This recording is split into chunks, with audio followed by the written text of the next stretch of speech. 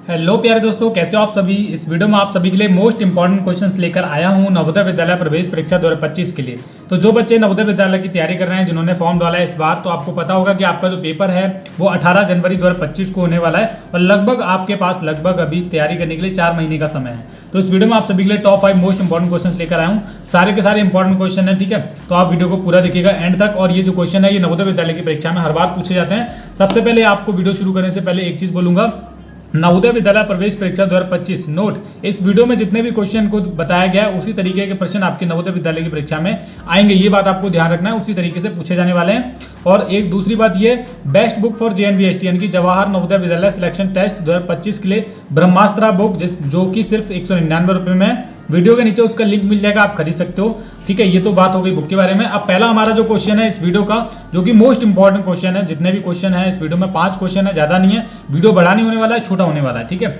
आप जल्दी से इन क्वेश्चन को सॉल्व कर लीजिए और देखते हैं कौन कौन बच्चे इस क्वेश्चन को सॉल्व कर पाते हैं। पहला हमारा क्वेश्चन है, यदि किसी राशि का 1/3 24 रुपए है तो उस राशि का 1/4 क्या होगा।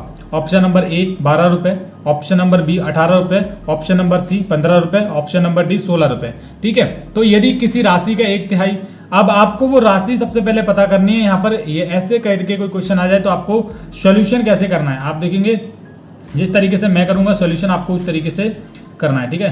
तो सॉल्यूशन अब देखो, सॉल्यूशन के लिए यदि किसी राशि का 1/3 माना वह राशि, वो राशि क्या है, x है, क्या है, x है। अब 1/3 उसी का यानी कि x का 1/3 1/3, 1/3 क्या है 24 रुपए है, बराबर 24। इस तरीके से आपको लिखना है, x का 1/3 24 रुपए। जब आप इसको सॉल्व करोगे, ठीक है, जब आप इसको सॉल्व करोगे x बराबर 24 × 3 हो जाएगा, ठीक है। 3 उधर जाएगा, इंटू में चला जाएगा।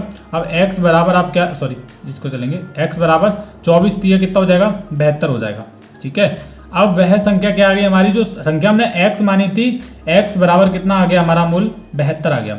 वह संख्या क्या आ गई 72, ठीक है। वह संख्या कौन सी है 72। अब यहाँ पर हमको संख्या मिल चुकी है, हमारा आंसर अभी 2 सेकंड में सॉल्व हो जाएगा।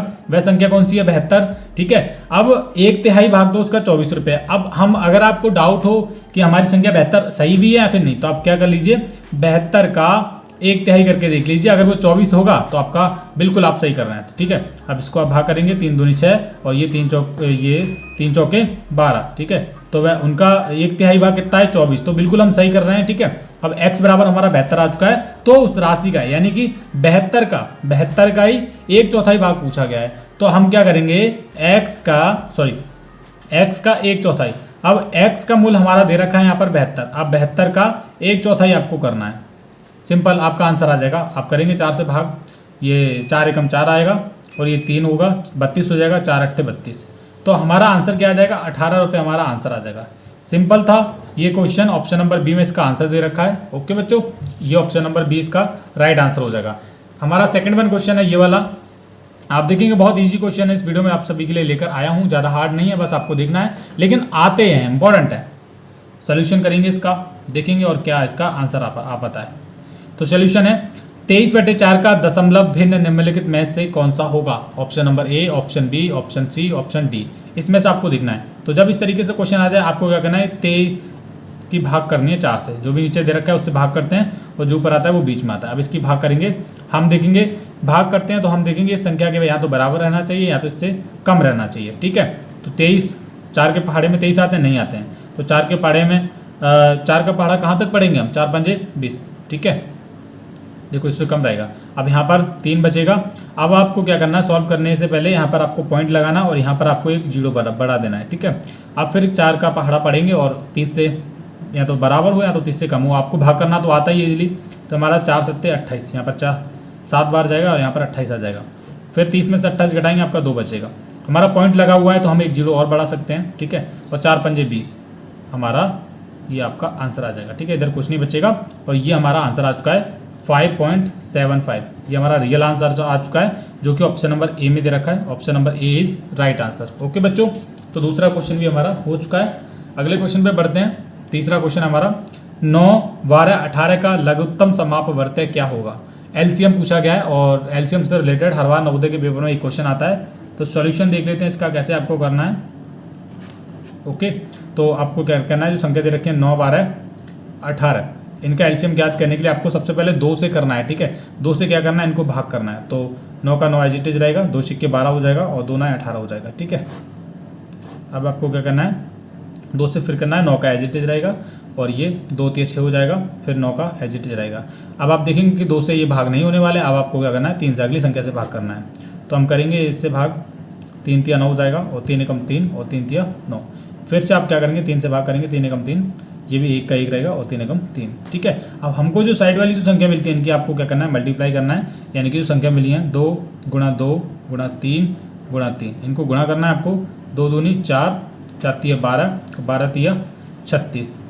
ये आपका एलसीएम आ चुका है। एलसीएम कितना आया, 36 आया, जो कि ऑप्शन नंबर डी में दे रखा है। ऑप्शन नंबर डी वाला राइट आंसर है। ठीक है, तो इस तरीके से आप एलसीएम पता कर सकते हो।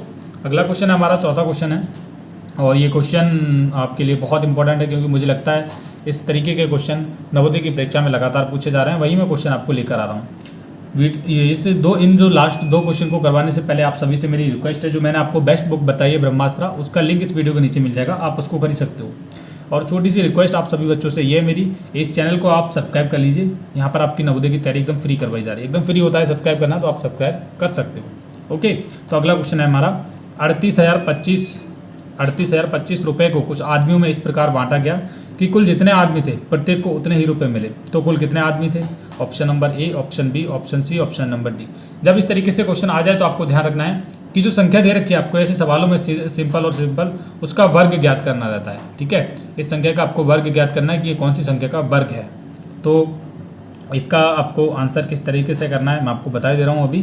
तो आप देखेंगे कि 2 तरीके से आप इस क्वेश्चन को सॉल्व कर पाएंगे। ठीक है, मैं पहला तरीका ही बताने वाला हूँ, जो एक ईजी मेथड है, मतलब जिसको नॉर्मली जो बच्चे हैं या फिर हम लोग ट्राई करते हैं, हम करते हैं। ठीक है, वो है सिंपल, ये वाला लॉजिक आपको अपनाना है। ओके, आपको यहाँ पर जोड़े बनाने पड़ते हैं ऐसे क्वेश्चन में वर्ग ज्ञात करने के लिए। तो हमारे 2 जोड़े बन चुके हैं, एक ये बन गया, एक ये बन गया, सिंगल बचा है। अब क्या करना है आपको, संख्या देखनी पड़ती है कि या तो इसके बराबर हो या इससे कम हो। जैसे हम यहाँ पर पहले 1 बार जाएगा। ठीक है, 1 एकम, मैं ऐसे लगा लेता हूँ, 1 एकम 1 यहाँ पर लगाएंगे और 1 नीचे लगाएंगे, क्योंकि यही आपको देखना है। ओके, तो ये जो आपस वाली ये हमने 1 1 लगाया 2 बार, ये जुड़ जाता है। ठीक है, 1 और 1 2 हो जाएगा हमारा, और यहाँ पर 3 में से 1 गया 2। अब पूरा आपको जोड़ा उतारना है, यानी कि 280 आपको उतारना है। अब एक ऐसी संख्या देखो जिसके यहाँ पर 2 बार गुणा करने पर, जैसे आप मान लीजिए कि हम यहाँ पर ले लेते हैं, कुछ भी ले लेते हैं, हमको देखना है बड़ा से बड़ा, हम यहाँ पर 9 लेंगे। ठीक है, क्योंकि 9 ही आपका यहाँ पर आने वाला है। आप कैलकुलेट करोगे तो आपको पता चल जाएगा। और 9 ही एक बार फिर से लेते हैं, हम 2 ही बार लेते हैं। ठीक है, अब यहाँ पर क्या करेंगे, इनकी इसके गुणा करेंगे और जो भी गुणा में आता रहेगा वो इधर लगाते रहेंगे। जैसे 9 9 81 होगा, 81 का 1 आ जाएगा, बचेगा 8, और 9 दूनी 18, 18 और 18 और 8 26, ये इधर लगा देंगे। और जो हमने यहाँ पर 9 लगाया था वो आपको यहाँ पर ऐसे लिखते रहना है ताकि आपको याद रहे। अब इसको आपको प्लस करना है, ये प्लस होता रहता है, मैं आपको बता दे रहा हूँ। 9 9 18 हो जाएगा और ये 3 38 हो जाएगा। ठीक है, और इधर आपको माइनस, ये माइनस चलता रहता है इधर, ये बात आपको ध्यान रखनी है। 10 में से 1 गया, बचेगा 9। ठीक है, और 27 में से 26 गए, बचेगा 1, ये 19 हो गए। अब क्या करना है फिर से आपको कि यहाँ पर फिर से एक, यहाँ पर मैं 38 थोड़ा साइड में लिखता हूँ ताकि एक संख्या और आ जाए।